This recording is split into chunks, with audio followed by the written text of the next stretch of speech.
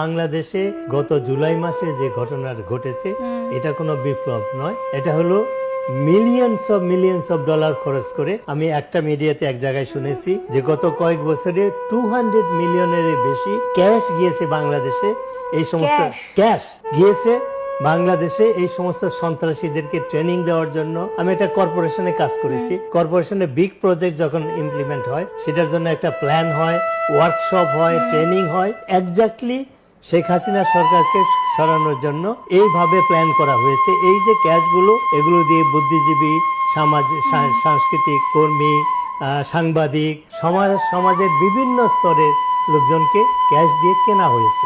অর্থাৎ গত বছরের জুলাই অগাস্টে যেটা ঘটেছে এটা কোনো বিপ্লব নয়, এবং এর ভিতরে সেনাবাহিনী, আমলা, সবাই কিছু না কিছু এরা জড়িত ছিল। সবাই মিলে এই ষড়যন্ত্র করেছে, এবং এটা কিভাবে করেছে?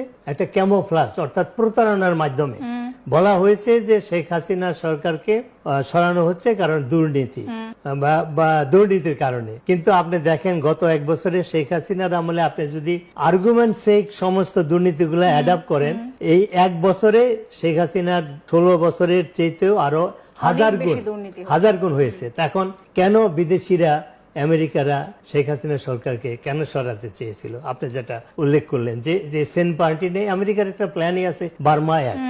সেই 50 বছর আগের প্ল্যান যে তারা বার্মাকে দুটো ভাগ করে একটা খ্রিস্টান স্টেট গঠন করা হবে।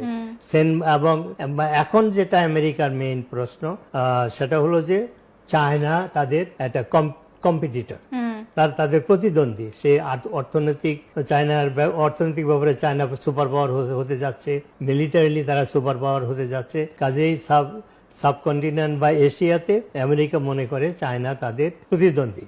সেইটাকে কন্ট্রোল করার জন্য তারা ভেবেছিল যে সেন্ট মার্টিন যদি তারা সেখানটার বেস করতে পারে, চিটাগাং পোর্ট যদি তারা দখল করতে পারে, এবং বারবার এবং বাংলাদেশের যে বর্ডার, সেই বর্ডারে যদি সেফ করিডোর তারা দিতে পারে, আরাকান আর্মি যারা বার্মা মিলিটারি গভর্নমেন্টের বিরুদ্ধে যুদ্ধ করছে বা বিরোধিতা করছে, তাদেরকে আমেরিকা হেল্প করে তারা ওইখানে একটা খ্রিস্টান স্টেট গঠন করতে চাচ্ছে। তো এই তিনটা জিনিস চায়নাকে প্রতিদ্বন্দ্বিতার পয়েন্ট অফ ভিউ যদি প্রতিপক্ষ হিসাবে দাঁড়াতে হয়, তাহলে আমেরিকার দরকার সেন্ট মার্টিন, আমেরিকার দরকার চিটাগাং পোর্ট, আর হলো এই 100-150 মাইলের মতো তারও বেশি এই বর্ডার, একটা সেফ করিডোর ফর আরাকান আর্মির জন্য। তো এই তিনটা কাজ বঙ্গবন্ধু অস্বীকার করেছিল, তাকে জীবন দিতে হয়েছে।